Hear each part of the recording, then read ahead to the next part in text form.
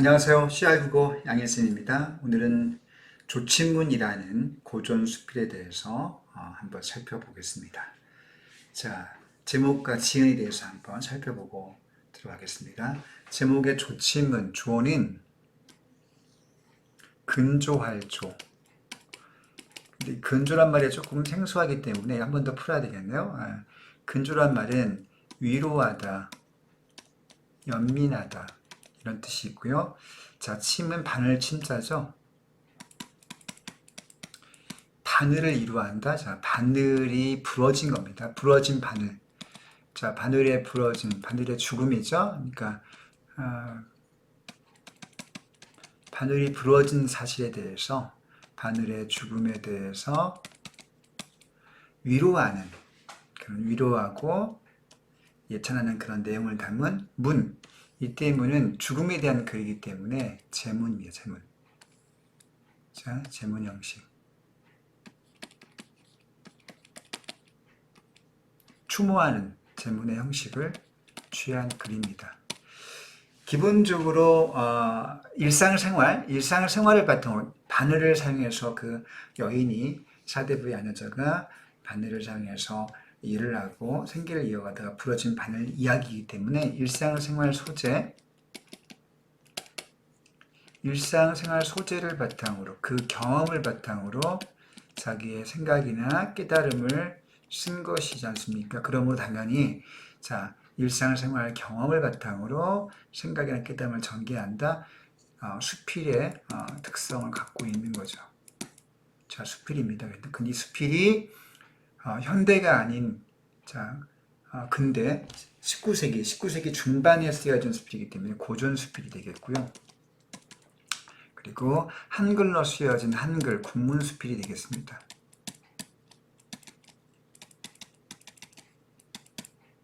자, 지은이는 유시부인. 자, 지은이 유시부인 여기서 있죠. 유시부인은 이분의 어떤 정확한 개인 신상이 역사적으로 알려져 있지 않고요. 다만 이 유시부인은 남편이 이집이란 분인데 남편이 일찍 죽습니다. 남편이 일찍 죽게 되고요. 그리고 아이도 없습니다. 자녀가 없고 스스로의 자녀가 없고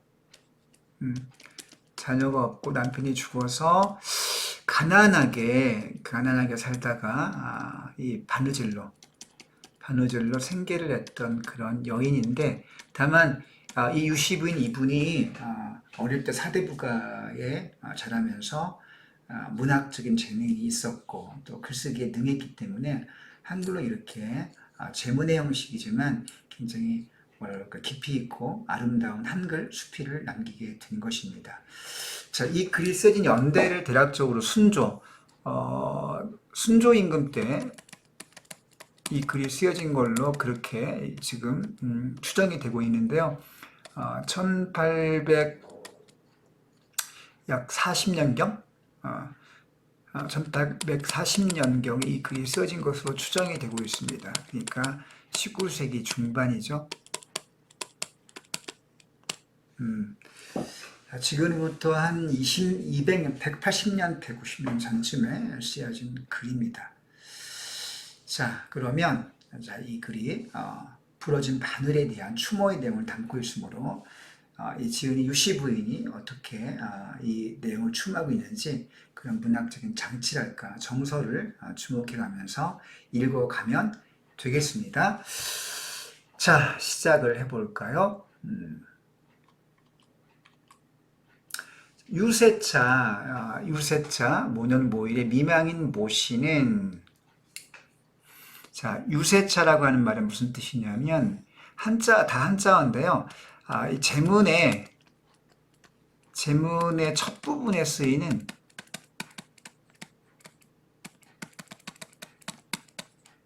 어떤 고정된 그러니까 상투적인 문구입니다.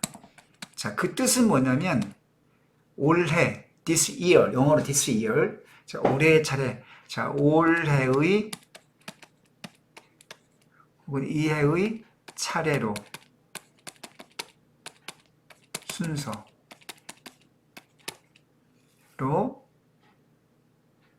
차례로 말하면 이런 뜻입니다.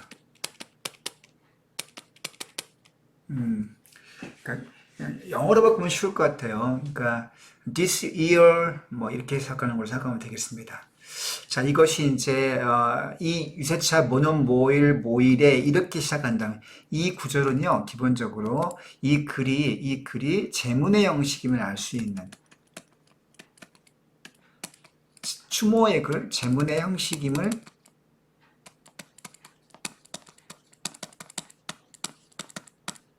알 수 있는 그런 구절이 되겠습니다. 자, 미망이 모시는 두어자 글로서 침작게 고하노니, 두어자 글로서 침작게 고하노니. 자, 이제 지은이가 미망인 이런 미망이는요, 남편이 죽은 여인을 가리킵니다. 여기서 필자 유시 부인이 남편과 사별한 사이인 걸 알 수 있는, 남편이 죽은, 남편을 여의다. 여의는 사별한이라는 뜻입니다. 남편은 여인임을 알 수 있고요. 자, 자기를 모시라고 그렇게 표현했네요. 민망인 모시라고. 이 모시는 유시 부인을 가리키는 거죠. 유시 부인 자신을, 나를 이렇게 객관화해서 표현했습니다. 나라고 할 걸, 1인칭 나라고 할 거를 미망인 모시라고.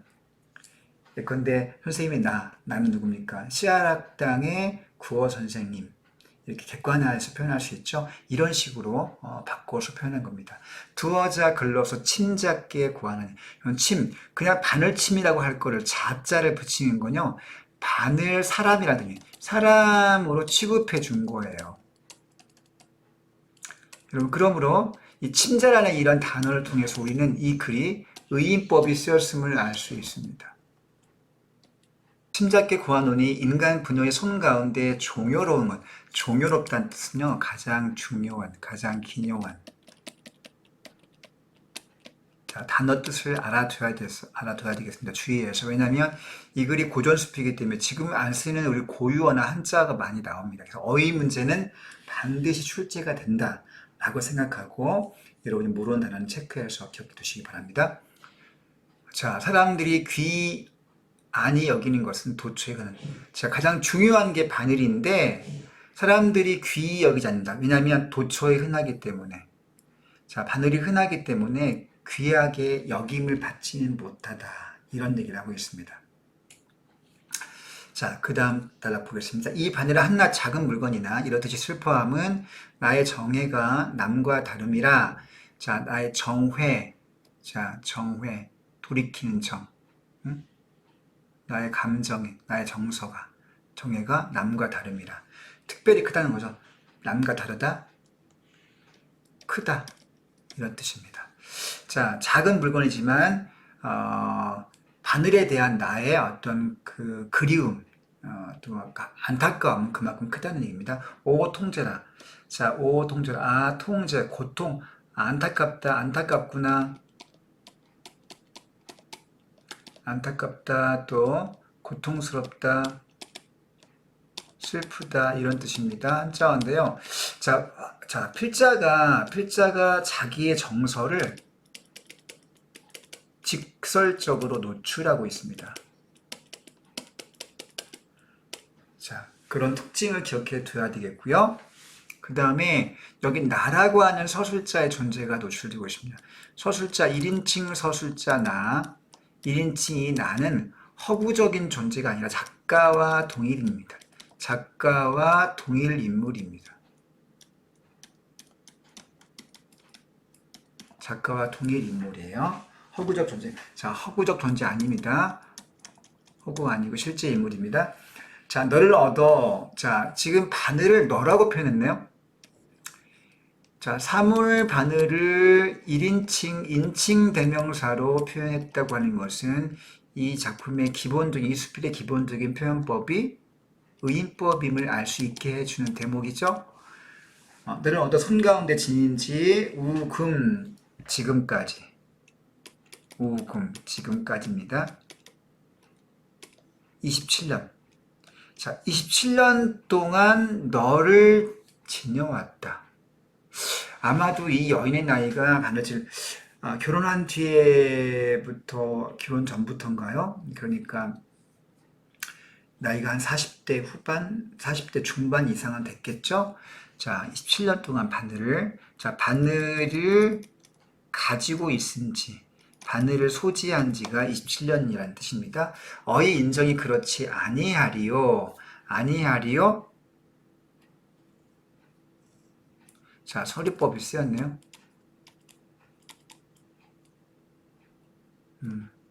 그만큼 슬프다는 거죠. 자, 슬픔을 강조하기 위해서 서리법을 구사하고 있습니다.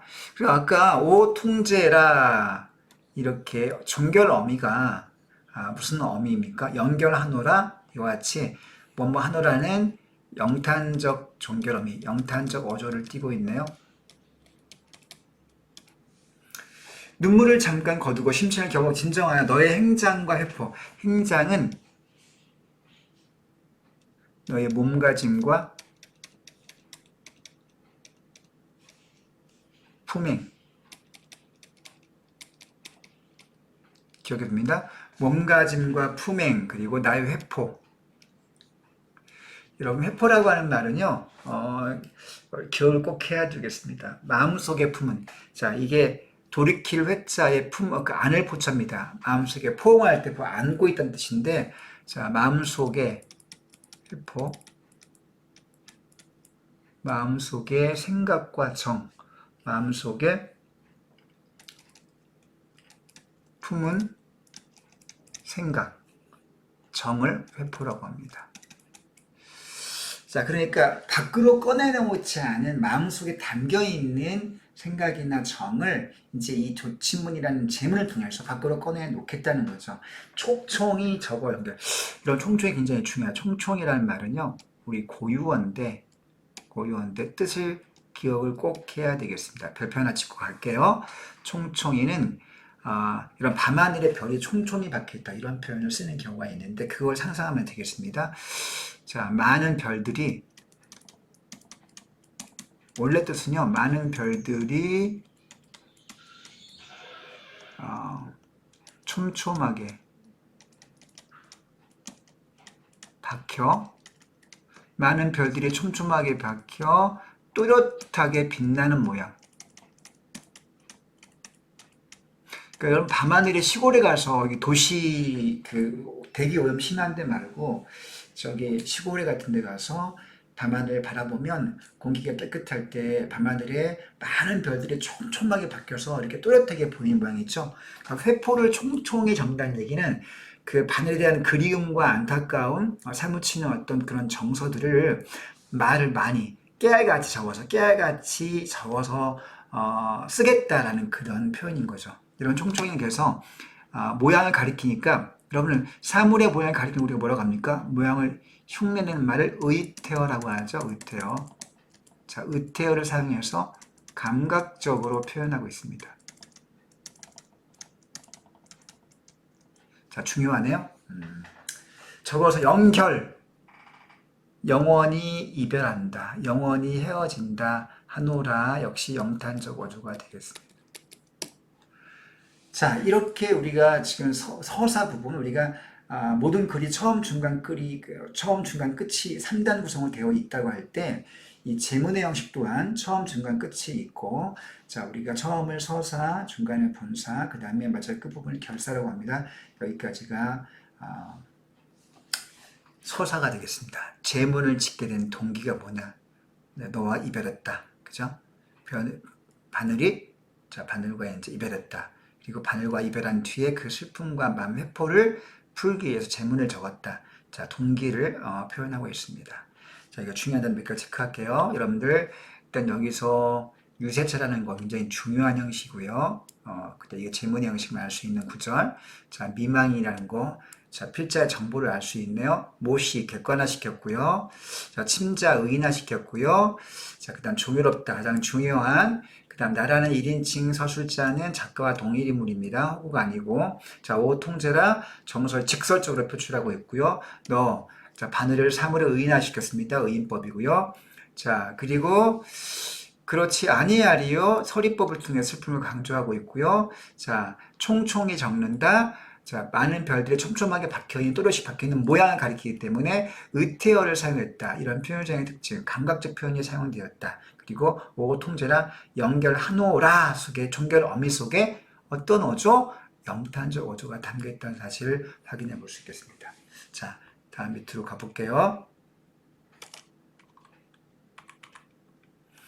자, 이제 연전에 우리 삼촌께서 시삼촌께 없어 동지상사 여러분들 연전 몇 해 전에 시삼촌은 누굴까요? 자기 남편의 삼촌입니다. 그러니까 아마 남편의 시가댁의 삼촌인가 봐요. 그분이 동지는 음력 12월 달을 가리키죠. 상사는 사신의 우두머리인데 이때 사신은 어디를 가는 사신이냐면 우두머리, 사신의 우두머리. 자, 음력 12월 동짓달에 중국 북경, 중국에 갔던 사신인들이 1년에 한 번씩 가서 이렇게 사신을 보냈는데 그 1년에 한 번씩 동짓달에 가는 그 사신의 일행의 우두머리로 시삼촌이 낙점되었다. 뽑혔고요. 뽑힘을 무루와. 자, 무루하는 게 물린다는 뜻이 아닙니다. 주의하세요. 문제 되게 많이 나와요. 자, 무루하라는 말은 물린다는 뜻이 아니라 명을 받들다라는 뜻입니다. 뜻 주의하세요. 명을 받들다. 자, 물리는 게 아닙니다. 그래서 헷갈리기 때문에 물리다, 뽑힘을 물리다 그게 아니고 그 명을 받들어서 북경을 다녀오신 후에 여러 쌈을 주시거나 우리 여기서 당시의 사회적 풍속을 알 수 있네요. 당시에 중국에 사신을 보냈던 그런 문화적 배경을 알 수 있고요. 자, 다녀오신 후에 바늘 여러 쌈이라고 하는 건 바늘 24개, 바늘 24개가 하나의 세트로 들어있는 것을 쌈이라고 합니다. 여러 쌈이니까 24개 곱하기 만 두세 개 되면 한 50개, 60개 이상 받았겠죠? 자, 많은 양이네요. 친정과 원근 일가, 친정과 친척들에게 보냅니다. 자, 선물을 줬고요. 비복도 주의하세요. 비복은, 자, 앞에 이 비자가 계집종을 가리키고, 복은 사내종을 가리킵니다. 쌈쌈이 낱낱이 나눠주고, 자, 이거 사신에 갔다 왔을 때 친척들에게 선물을 주는 풍속이 있고요. 또 어떤 이런 풍속이 있고 심지어는 당시에 노비 제도가 있었구나 하는 사실도 알 수 있습니다. 노비들에게도 선물을 줬다는 거죠. 그 중에 너를 택하여 손에 익히어 지금까지 해포들. 자, 이때 해포는 여러 해 동안, 원래 해포의 사전적 의미는 1년이 조금 넘는 시간인데요. 여기서 이게 사전적 의미고, 자, 문맥적 의미로 볼 때 27년 동안 사용했다고 했습니다. 그러니까 여러 해 동안이라는 의미로 문맥은 이렇게 좀 시간을 좀 확대해서 이해하는 게 필요하겠고요. 자, 슬프다 연분이 비상하여 문이 각별하여 너희를 무수히 잃고 부러뜨렸을 때 오직 너 하나를 영구히 보존하니 비록 무심한, 이때 무심은 보통 고전 시조에서는 욕심 없는 뜻으로 해석이 되는데 여기서는 욕심 없는 뜻이 아닙니다. 주의하세요. 욕심 없다라는 일반적인 뜻이 아니고요. 욕심 없음이 아니고 여기서는 자, 생명이 없는 자, 그 정도로 해석하는 게 옳겠습니다. 생명이 없는 물건이나 어찌 사랑스럽고 미혹지 아니하리요. 자, 볼 때마다 마음의 끌림, 마음의 끌림이 있지 아니하리요. 끌림이 있다는 거죠. 그만큼 이 바늘이 뭔가 주는 정서적인 영감이 있다는 겁니다. 그 뭐라고 그래야죠? 그거를 소울 푸드가 우리 음식에 있는 것처럼 소울 어떤 그 생활 도구라고 할까요? 마음의 끌림이 있다. 서리법으로 강조하고 있습니다. 아깝고 불쌍하며 또한 섭섭하도다라고 하면서 바늘 얻게 된 내력에 대해서 말하고 있습니다. 누가? 시삼촌이 중국의 동지상사로 가서 북경에서 올 때 선물로 준 것을 갖게 되었다는 얘기죠. 자, 나의 신세 박명. 자, 나의 신세 박명이라는 말은 한마디로 필자의 어떤 상황을 알 수 있는데 신세가 박명. 보통 박명이라는 말이요. 운명이 박하다. 운명이 거칠다. 운명이 거칠다. 운명이 좋지 않다. 운이 좋지 않다는 거죠. 여인의 운명이 좋지 않다는 게 남편이 죽거나 또 이렇게 슬할 자녀가 없거나 그런 것을 가리키죠. 가정을 이루는 목적은 남편과 화목하게 또 아이를 키우면서 패밀리를 이루는 건데 남편도 일찍 죽고 자녀가 없다고 한다면 그만큼 그 운명은 거친다고 볼 수 있겠죠. 화자의 신세, 자 필자의 신세가 신세와 상황이 압축된 표현이라고 볼 수 있겠습니다. 자, 그리고 슬아의 자녀가 없습니다. 자녀가 없고요. 인명이 흉화나요. 일찍 죽지 못 흉환. 자, 흉하고 모질다. 운명이 흉하고 모질어서 일찍 죽지도 못하고 가산이 빈궁. 자, 빈궁. 가난한 거죠. 재산이 가난하고 그래서 어떻게 침선에 마음을 붙여 침선 바느질 하는 겁니다. 침선이라고 합니다. 바느질. 자, 침선에 마음을 붙여 널로하여 시름을 입고 생애를 도움이 적잖아요. 자 이때 역할이네요. 바느질을 하다 보니까 너 때문에 시름을 입고 이건 무슨 뜻입니까? 자, 마음의 위로와 위안을 얻게 된 거죠. 그 다음에 이것만 있는 게 아니라 1번이 마음의 위로를 얻고 두 번째는 뭐까지 있냐면요. 생애를 도움이 적지 아니하다. 자, 생계의 도움이 실제 되기도 했습니다. 생계의 도움. 여러분 옛날에는 이런 기성복이 공장에서 대량 생산됐던 그런 기성복이 없던 시대이기 때문에 일일이 손으로 다 해야 되는데 그만큼 수요가 많았겠죠. 그래서 바느질은 여인들이 할 수 있는 흔한 아르바이트 개념입니다. 그걸 생계를 했던 거죠. 자, 적지 아니하더니 오늘날 너를 연결하니 오 통제라. 이는 귀신이 시기하고 하늘이 미워하심이다. 그만큼 바늘은 필자에게 어떤 관계? 두 가지죠. 마음의 위로를 주었고 생계에 도움을 주는 존재였다는 사실. 그만큼 중요한 존재였다는 사실을 강조하고 있습니다. 여기서 오늘 중요한 점도 체크해 볼게요.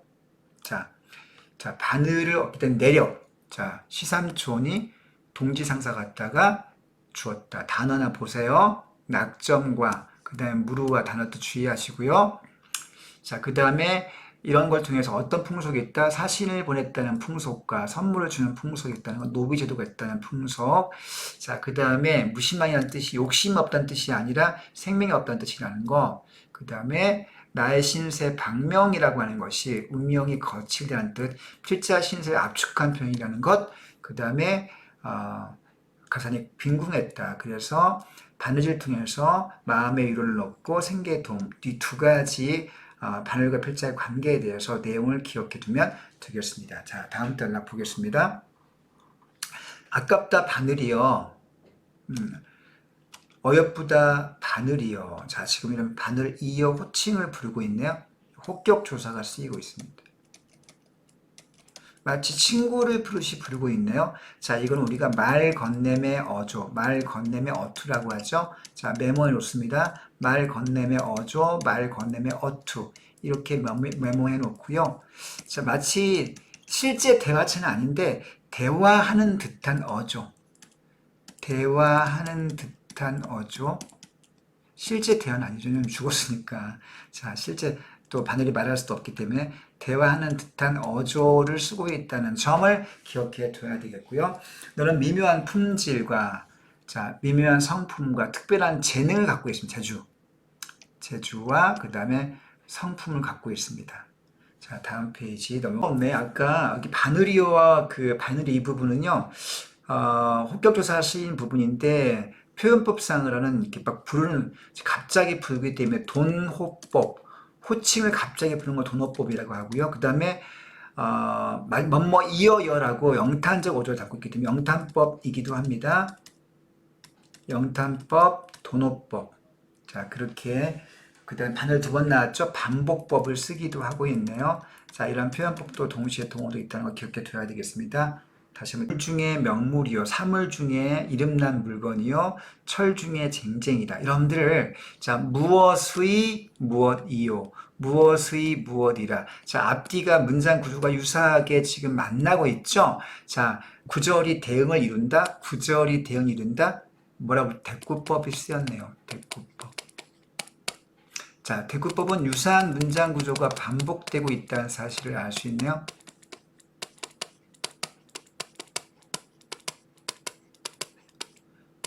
자, 그래서 운율을 느낄 수 있는 대목이고요.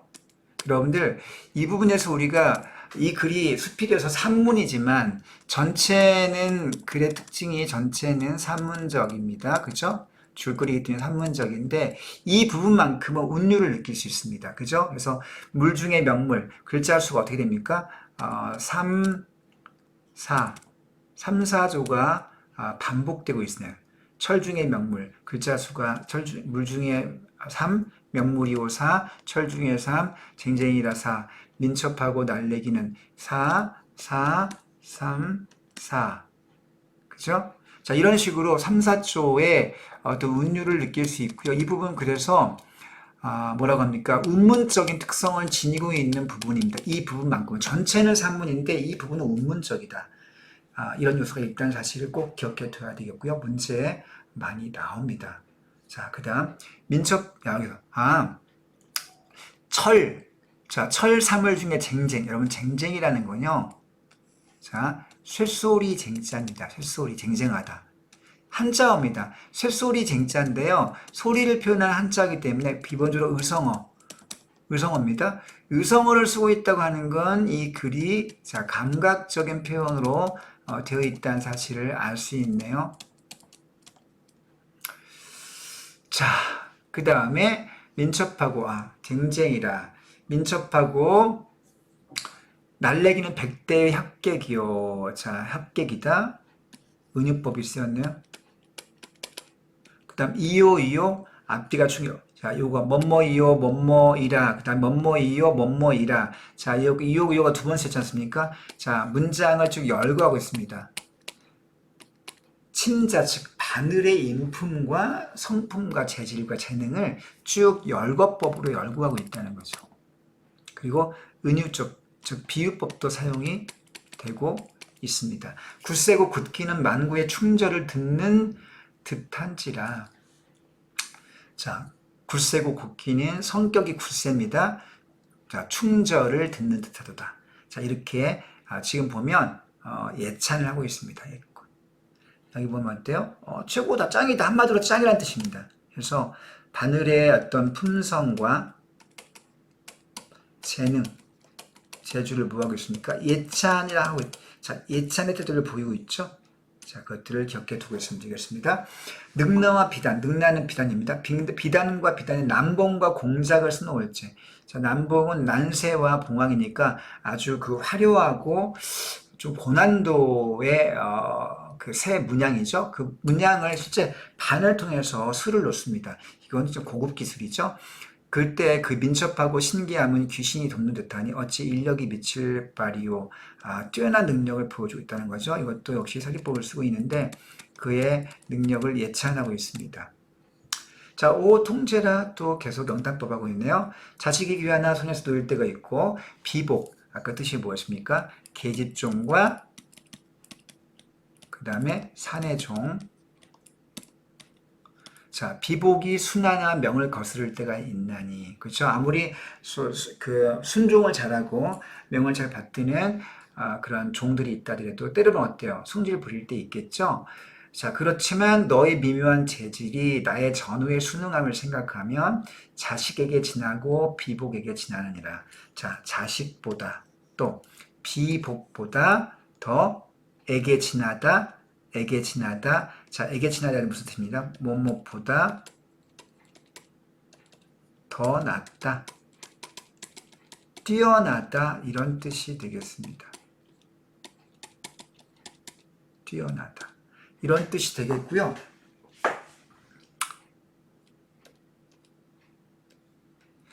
뭐뭐보다 더 낫다, 뭐뭐보다 더 뛰어나다 이런 뜻이 되겠습니다. 자, 그리고 여러분 자, 이런 것은 자식과 비복을 뭐와? 너, 친자의 성격과 뭐하고 있습니까? 대조하고 있네요. 기본적으로 여기는 자, 오른쪽으로 묶고 왼쪽으로 묶어 봅시다. 대조의 수법을 쓰고 있습니다.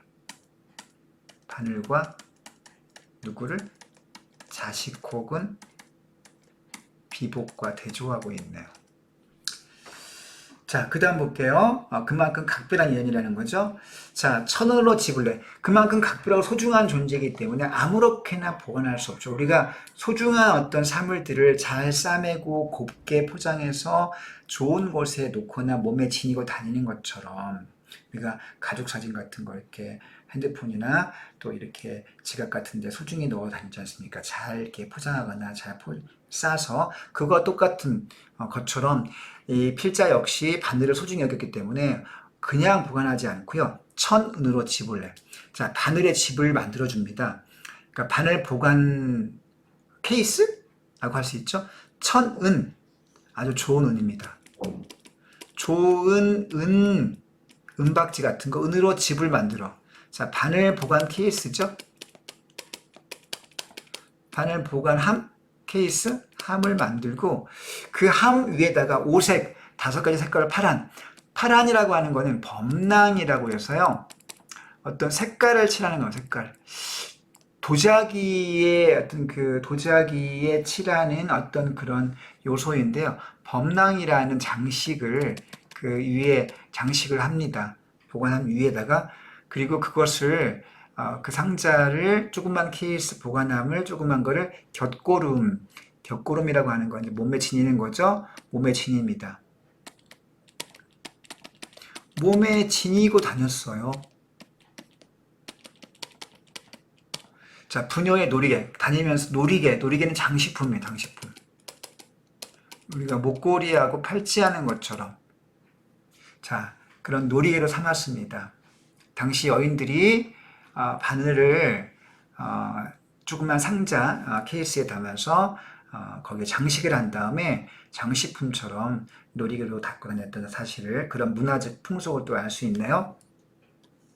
밥 먹을 적 만져보고 잠잘 적 만져보아 널로 더불어 벗이 되었어. 자, 한마디로 자 바늘의 어떤 관계를 한마디로 압축한 말 벗입니다. 벗. 늘 같이 있어. 주의할 점은요. 필자가 유시 부인이 이 바늘 소중히 여기는데 바느질 할 때만 쓴 게 아니라 평상시에 밥 먹을 적에도 잠잘 적에도 자 일상적으로 평상시에도 소지하고 다녔다. 평상시에도 소지 즉 갖고 다녔다는 사실을 알 수 있습니다.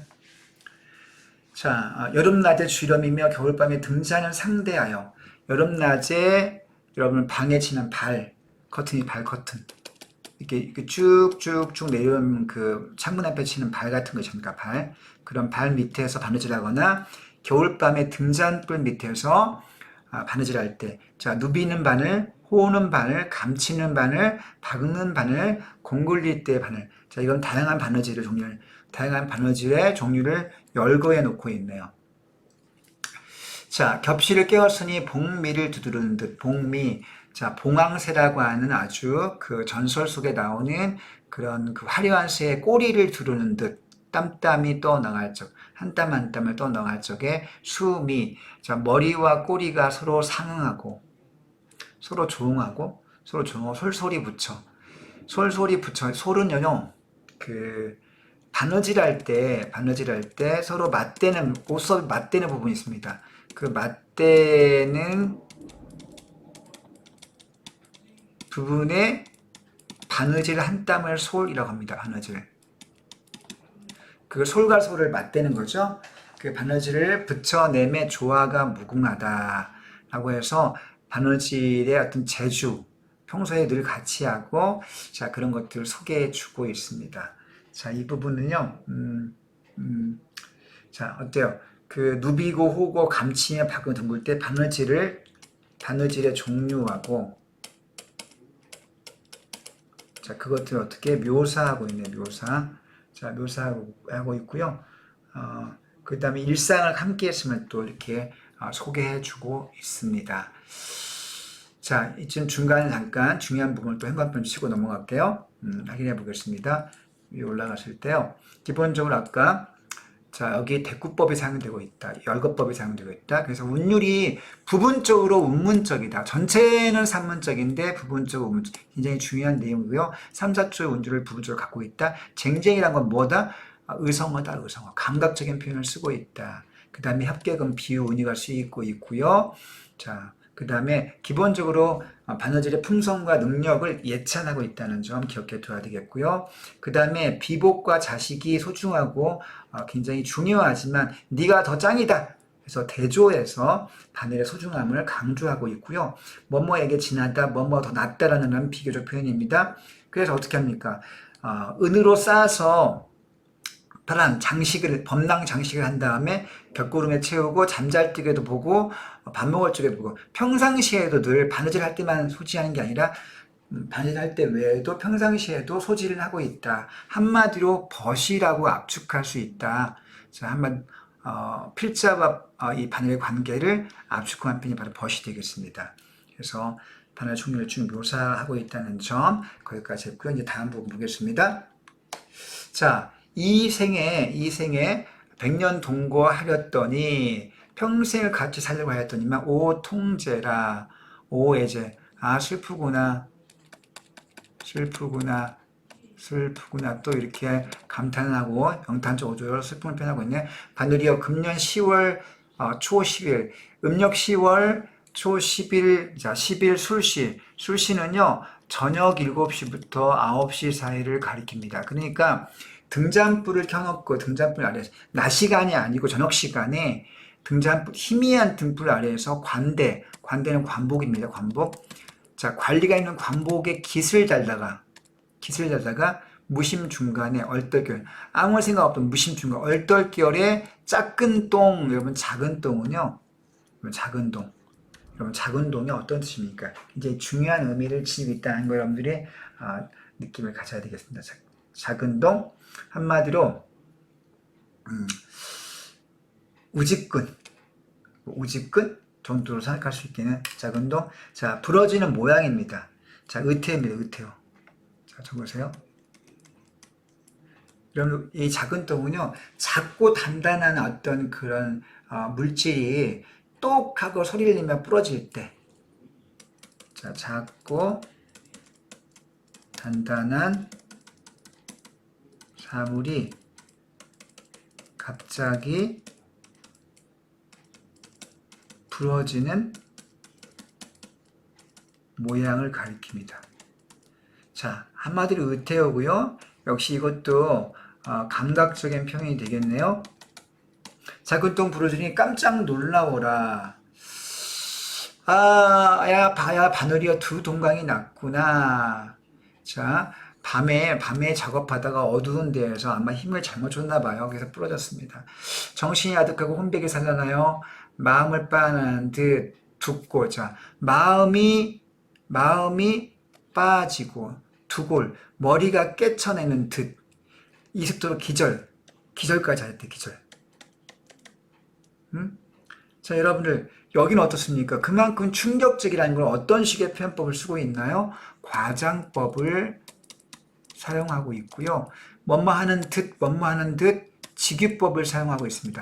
과장과 직유, 과장과 직유를 통해서 그 바늘이 부러졌던 그 순간의 애통한 심정, 자, 비유와 과장을 통해서 애통한 심정을 강조하고 있다는 점 우리 기억해 둬야 되겠습니다. 만져보고 이어본들 속절없고 할 일 없다, 할 수 없더라. 자, 편작의 신술. 편작은 중국 고사에 나오는 유명한 명의죠. 자, 중국의 고사를 인용했습니다. 자, 당시에 어떤 그 책을 읽거나 쓸 때 자주 사용하는 그 표현 방법이죠. 고사를 인용해서 자신의 정서를 표현하거나 의견을 피력하거나 주장을 펼칩니다. 자, 신비한 기술로도 장생불사 못하였네. 동네 장인에게 떼이런들 어찌 능히, 장인이 갖고 가서 이거를 붙이려고 한들 어찌 능히 붙일 수 있겠는가. 이미 끝났다는 거죠. 자, 한 팔을 베어낸 듯, 한 다리를 베어낸 듯, 이것도 과장법입니다. 과장과 자, 직위법이 쓰였네요. 자, 바늘이여 오섭을 만져보니 꽂혔던 자리 없네 라고. 자, 바늘의 행장. 자, 행장, 품성과 행동, 그리고 나의 슬픔, 이별의 슬픔 등을 이렇게 표현하고 있습니다. 자, 또 현관편 확인해 볼게요. 자, 기본적으로 자, 작근동 부러졌다. 자, 의태어 사용했다는 점, 의태어 갑자기 작고 한다는 것이 갑자기 부러지는 모양을 가리킵니다. 의성 아닙니다. 의태어예요. 감각적이고요. 자, 빠내는 듯, 끼쳐내는 듯, 과장과 직기를 사용해서 그 아픔을 표현하고 있고, 편작, 표시하세요. 고사를 인용해서 자기의 정서를 표현하고 있고, 역시 한 팔을 베어낸다, 다리를 베어 그만큼 아파. 자, 과장과 직기법을 쓰고 있으면서 그 아픔을 표현하고 있다는 점 꼭 기억해 둬야 되겠습니다. 자, 다음 페이지. 결사 부분에 넘어왔네요. 결사 부분의 끝부분입니다. 오호 통제라 내 3가지 못한 탓. 내가 주의하지 못한 탓이로구나. 자기의 탓으로 돌리고 있네. 이걸 우리가 뭐라고 합니까? 자책한다고 말하죠. 자책을 하고 있습니다. 무지한 너를 마치니, 자, 너가 이제 목숨을 마치게 됐으니 백인이 유아해서 역시 중국 고사인데요. 직역하면 백인이라는 사람이 유아, 나로 인하여 죽게 됐다. 네가 죽은 것은 나의 책임이다.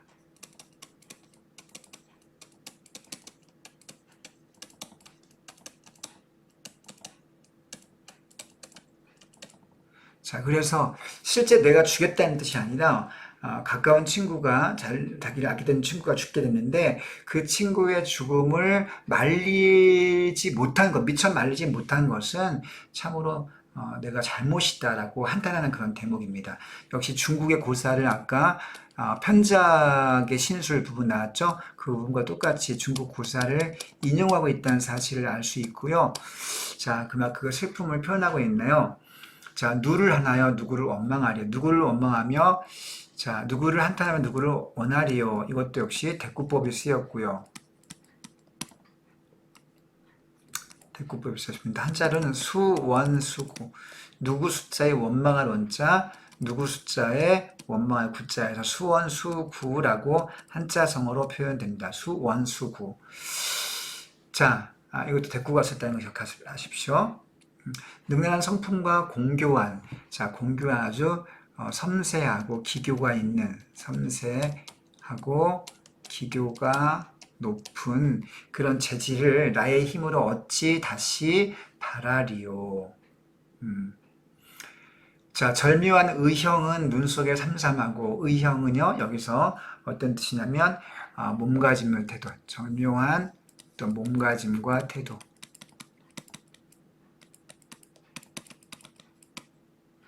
태도는 눈 속에 삼삼하다 잊혀지지 않는다.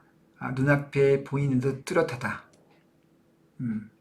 잊혀지지 않고 눈앞에 보이듯이 뚜렷한 것을 삼삼하다 표현합니다.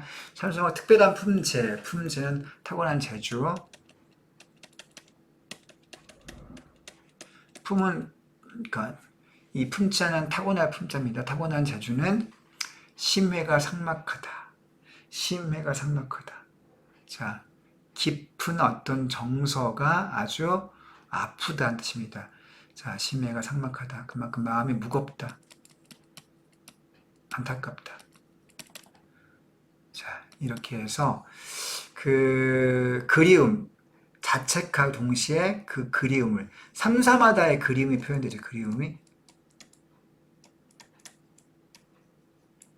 이렇게 정서를 표현하고 있습니다.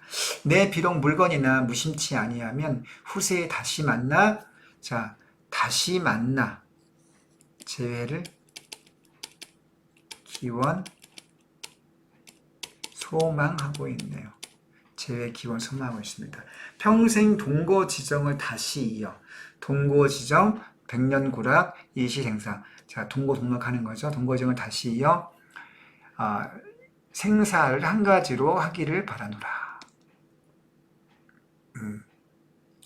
자, 여러분 이상한 거 아닙니까? 아니 남편과 함께 하거나 보통 사람 같으면 또 자녀와 함께 하거나 이런 사람과 함께 하는 것이 인지상정인데 유시분이 이글의 필자 유시부인은 바늘과 다시 만나서 평생 하고 싶다는 어떤 그 감성을 표현하고 있습니다. 자, 이것은 뭐라 그럴까요? 기본적으로 부부간에 사용되는 뭐 동거지정, 동거동락 같은 부부간에 사용되는 용어들을 바늘에게 사용하는 걸 봤을 때 남편을 일찍 여인 그리움과 한의 정서를 바늘에 의탁해서 표현하겠음을 알 수 있습니다. 그죠? 그래서 우리 여기서 주제를 표면적인 주제와요.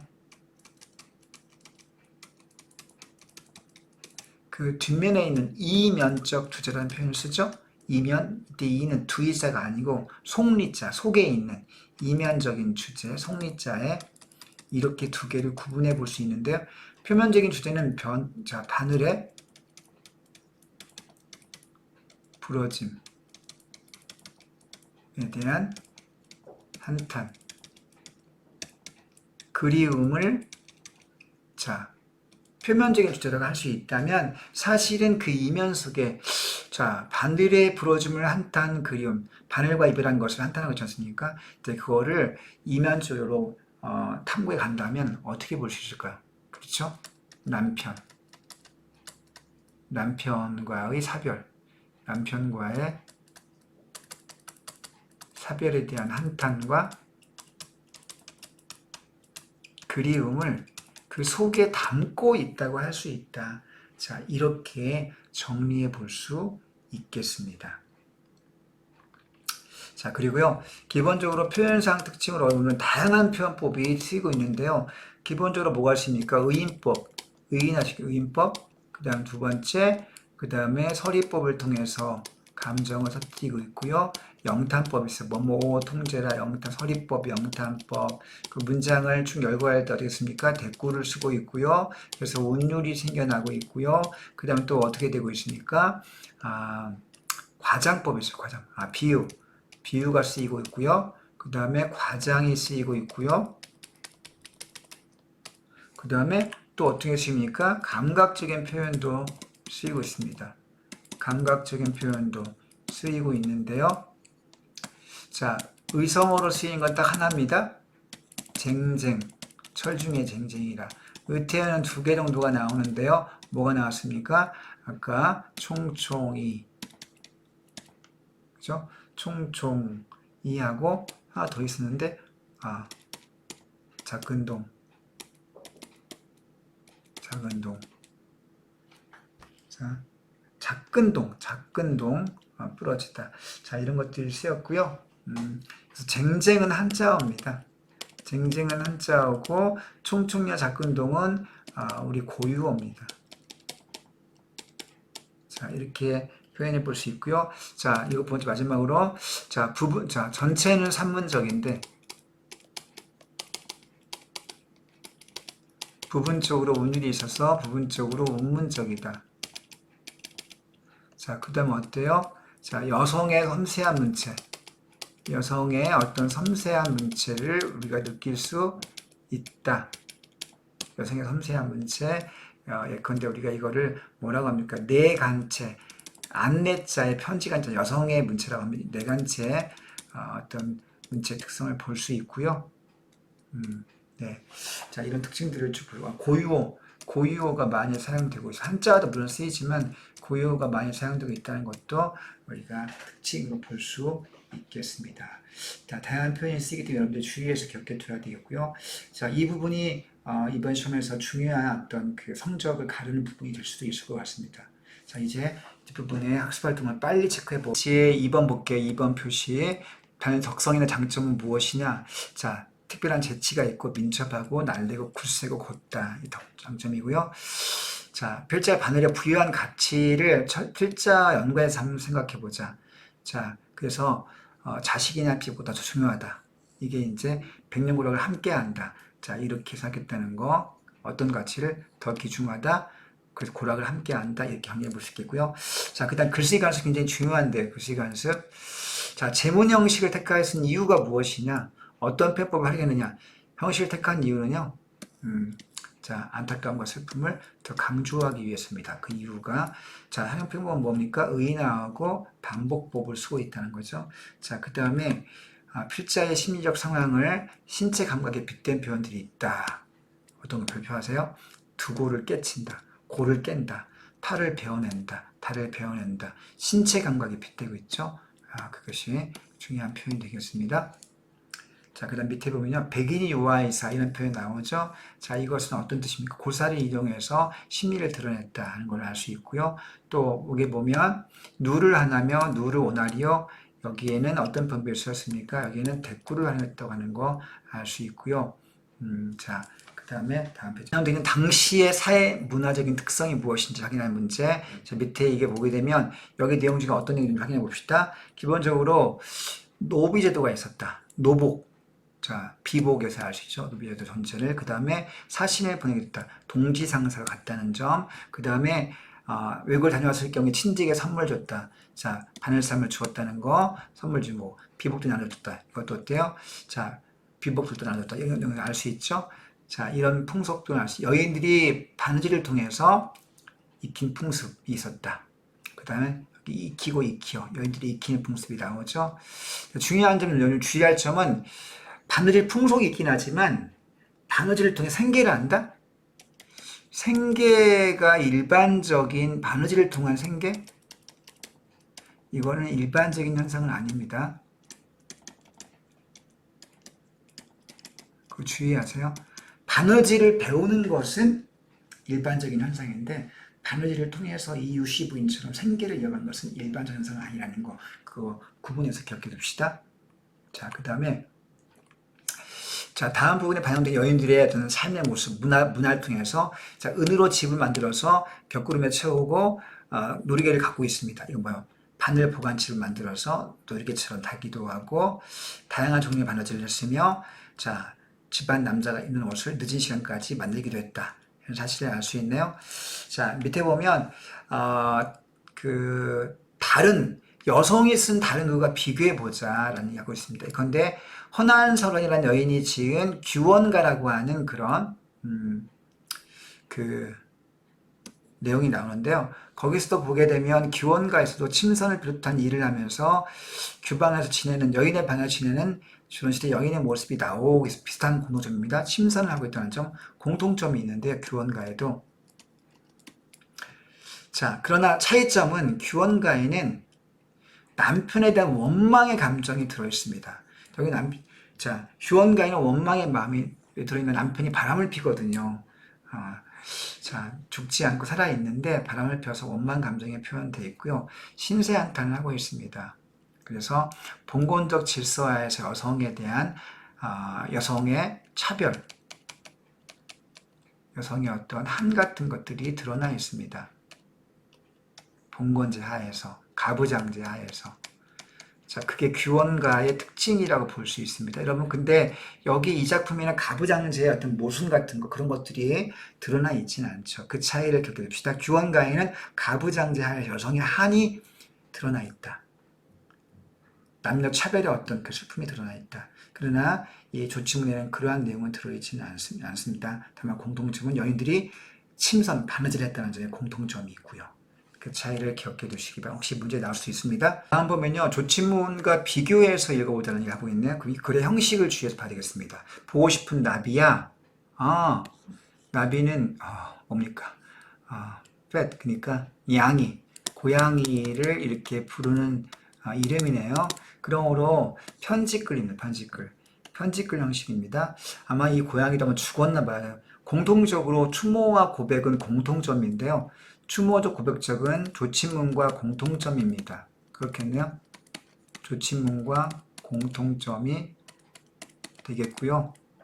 그럼 차이점은 이 글을 보고 싶은 나비의 글은 편지글 형식이고 조치문은 제문의 형식이라는 점은 차이점이 있습니다. 글의 형식은 차이가 있습니다. 그리고 그리워하는 마음은 똑같이 있는, 그리움은 똑같이 있습니다. 추모, 고백, 그리움은 공통점이 되겠고요. 그 다음에 말을 걸고, 나비야 말을 걸고 있네. 이것도 공통점이에요. 이 부분은 공통점입니다.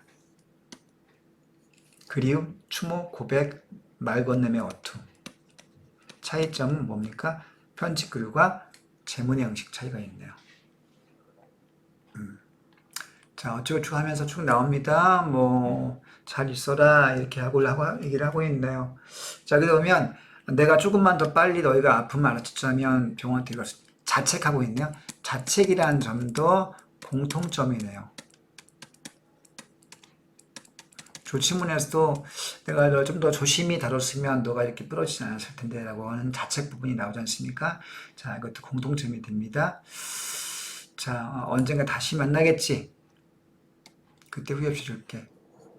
자, 재회를 소망하는 것도 공통점이 되겠네요. 자, 그러면서 편집글 형식을 알 수 있습니다.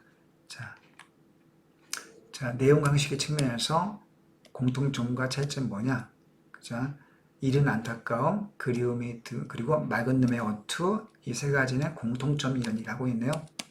공통점 세 가지. 자, 그러나 편지 형식과 제문 형식은 차이점이 되겠습니다. 그 편집글이 훨씬 더 자유롭죠?